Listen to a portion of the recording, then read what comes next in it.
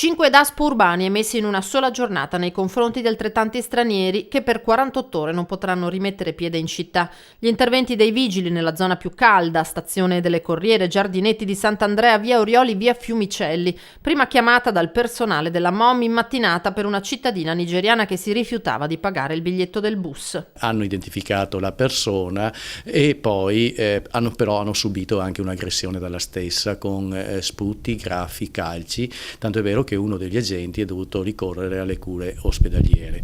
La donna è stata denunciata a piede libero e nei suoi confronti è scattato il DASPO. Più tardi le telecamere della videosorveglianza hanno notato un gruppetto di giovani con fare sospetto ai Giardinetti di Sant'Andrea. A un certo momento uno di loro si è allontanato, ha nascosto sotto un albero un qualche cosa, gli operatori si sono insospettiti e hanno fatto intervenire la pattuglia che operava nelle immediate vicinanze.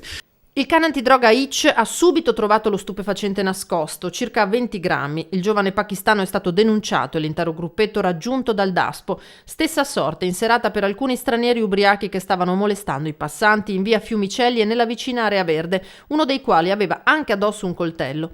Quello del DASPO urbano, conclude il comandante della locale, costituisce un efficace deterrente. Violarlo significa, sia per gli italiani che per gli stranieri, andare incontro a pesanti conseguenze.